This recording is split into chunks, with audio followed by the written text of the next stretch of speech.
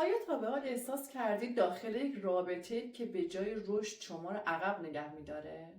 امروز می‌خوایم راجع به یک موضوع مهم و اساسی صحبت کنیم که خیلی از مردم با همچین موضوعی تو زندگیشون درگیر هستن. نشانه‌های یک رابطه سمی.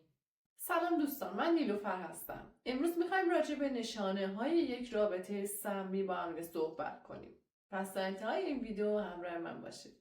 خیلی از ماها ممکنه داخل رابطه‌ای باشیم که به جای رشد در اون رابطه بیشتر دچار استرس و ناامیدی و اضطراب باشیم.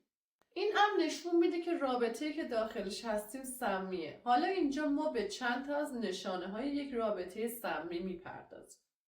اولین نشونه کنترل و نظارت بیش از حد طرفین روی همدیگه هست یا حتی یک طرف.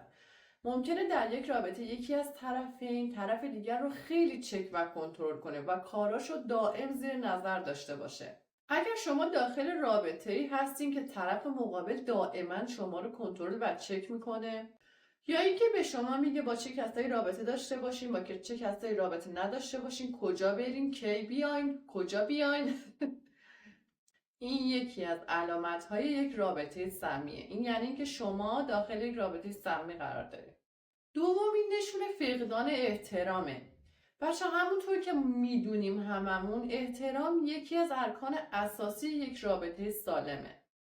اگر شما داخل یک رابطه هستین که طرف مقابل دائما داره شما رو تحقیر میکنه، انتقادهای ناخوشایند میکنه یا بهتون بی احترامی میکنه، باید این مورد رو خیلی جدی بگیرید. فقدان احترام میتونه عزت نفس شما رو تا حد خیلی زیادی کاهش بده. سومین نشونه احساس گناه و شرمه. اگر شما دائما احساس گناه و شرم میکنین بابت کارهایی که انجام میدین یا نیازهایی که دارین، این نشونه اینه که شما در رابطه درستی قرار نگرفتین. هیچکس نباید به خاطر نیازهاش احساس بدی داشته باشه یا به خاطر خواستهاش. شما حق دارین آزادانه خواستهاتون رو تو رابطه بدون هیچ ترسی بیان کنین. بعدی تغییر رفتار ناگهانی طرف مقابلتونه. اگر طرف مقابل شما تغییر رفتار ناگهانی میده که شما رو تحت فشار قرار بده که به خواستهاش پاسخ بدین، این یعنی شما داخل یک رابطه سمی هستین. این یک رفتار بسیار غیر طبیعی و آسیبزا هستش.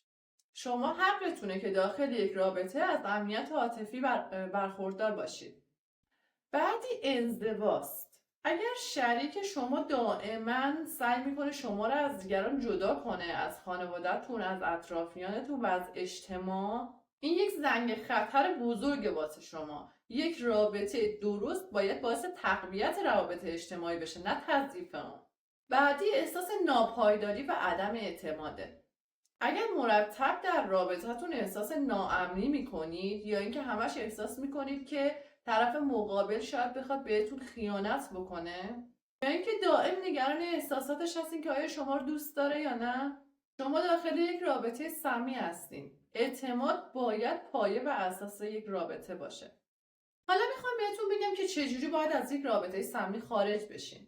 اگر شما داخل یک رابطه سمی هستین، اولین قدم واسه خارج شدن از اون رابطه اینه که احساسات خودتون رو بپذیرید. شما میتونید از حمایت دوستان و خانواده و حتی متخصصان استفاده کنین و از رابطه سمیتون بیایید بیرون.